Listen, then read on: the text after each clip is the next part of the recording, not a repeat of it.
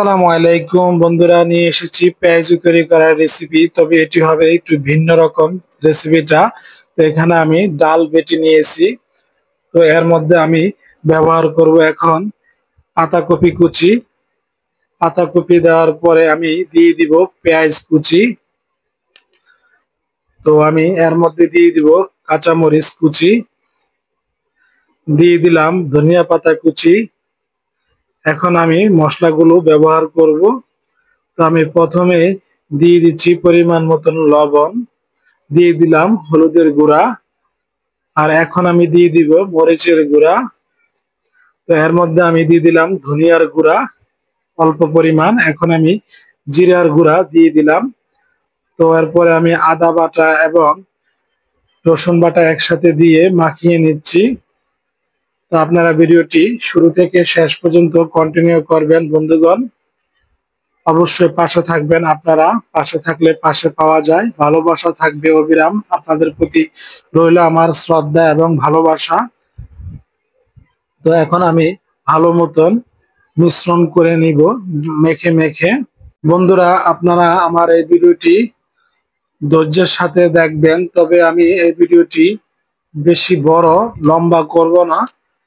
আমি এই ভিডিওটি 3 মিনিট প্লাস রেখে ভিডিওটি শেষ করব ইনশাআল্লাহ। আপনারা অবশ্যই শুরু থেকে শেষ পর্যন্তই কন্টিনিউ করবেন। তো দেখতে পাচ্ছেন আমি সুন্দর করে মাখিয়ে নিচ্ছি, যাতে আমার পরিপূর্ণভাবে মশলাগুলো যেন মিশ্রিত হয়ে যায়। বন্ধুরা, এখন আমার মশলাটা পরিপূর্ণ হয়ে গেল। তো যা হোক, আমি এখন আপনাদেরকে চুলার কাছে নিয়ে বাকি প্রসেসটা দেখাবো। দেখতে পাচ্ছেন আমি একটু ট্রাই করলাম যে পেঁয়াজটা। যা হোক বন্ধুরা, এখন আমি আপনাদেরকে পাকঘরের দিকে নিয়ে যাব। তো আমি এখন একটি প্যান বসিয়ে দিয়েছি। প্যানটা গরম হয়ে গেছে। আমি এর মধ্যে দিয়ে দিলাম তেল পরিমাণ মতো।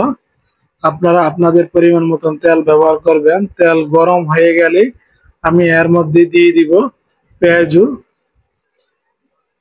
তো আমি এক এক পর এক একটি দিয়ে দিচ্ছি পেঁয়াজুগুলো। দেখতে পাচ্ছেন, এখন আমি উল্টিয়ে নিব। তো এইভাবে আমি পেঁয়াজগুলো তৈরি করব ভেজে ভেজে।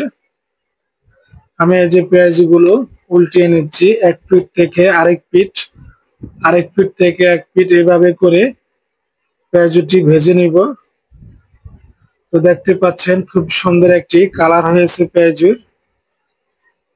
এই পেঁয়াজুটা খেতে কিন্তু খুবই ভালো লেগেছে আমার কাছে, খুবই মচমচে হয়েছে। এখন আমি তুলে নেব। আমার ভাজা শেষ।